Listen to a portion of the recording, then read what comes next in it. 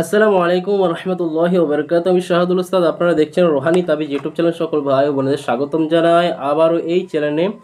আশা করি আল্লাহর অশেষ রহমতে ভালো আছেন, সুস্থ আছেন, আমিও ভালো আছি আপনাদের দোয়ায়। তো আবার আপনাদের সামনে এমন একটা পাওয়ারফুল আমল নিয়ে চলে এসেছি। আজকে যে তদবিরটা দেবো, আমল জিনিস দেবো আপনাদের।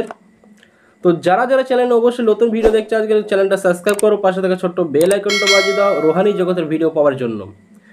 তো আপনাদের সামনে যে জিনিসটা আজকে আমি পেশ করব, কোনো মানুষের ভালো মন্দ জানার জন্য, অর্থাৎ মানুষের উপকার করার জন্য আজকে আপনাদের সামনে একটা আয়না পরা দেবো।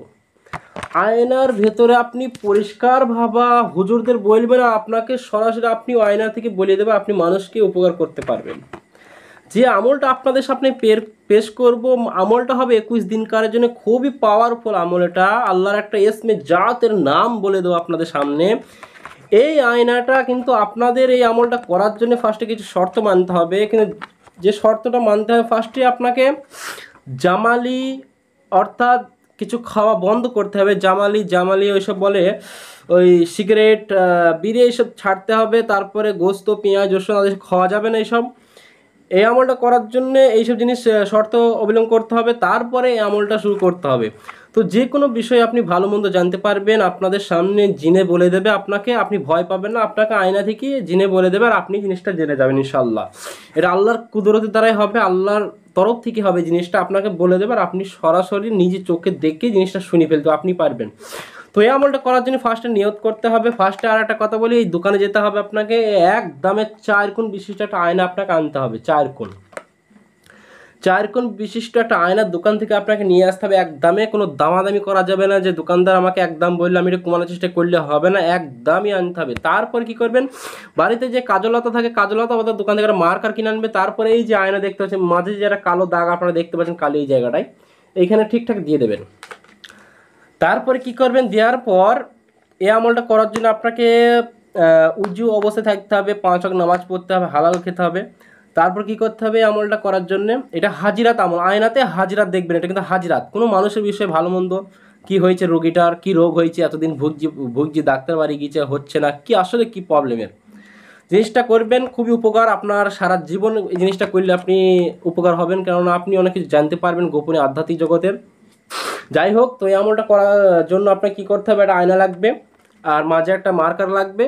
আর যে ঘরে আপনি নির্দিষ্ট একটা ঘর লিখে দেবেন, যে ঘরে যে ঢুকতে কেউ আপনি ছাড়া আজকে কেউ থাকতে পারবে না, সেই ঘরে আমলটা শুরু করবেন। আর গায়ে হাতে আতর মেখে নেবেন, পাঞ্জাবি পরবেন, পাঞ্জাবি না সাদা জামা পরবেন।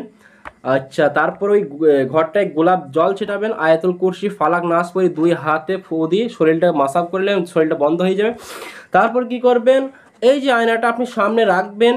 আঁকার পর ওই জায়গাটা কি বলে, এই যে কালো জায়গাটা আপনি এক দৃষ্টিতে তাকিয়ে আপনি একটা আল্লাহর ইসমে জাতের নাম আল্লাহুস সমাদ, এই নামটি আপনি 1000 বার পড়বেন এবং তাকিয়ে থাকবেন আয়না দিকে।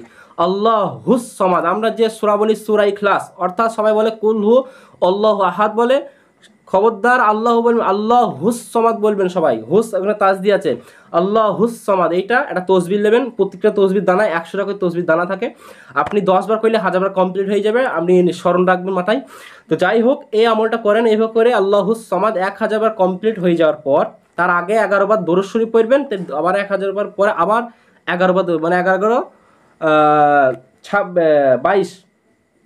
22 বার দরুদ শরীফ, মানে ফার্স্টে 11 বার দরুদ শরীফের আমলটা শুরু করবেন।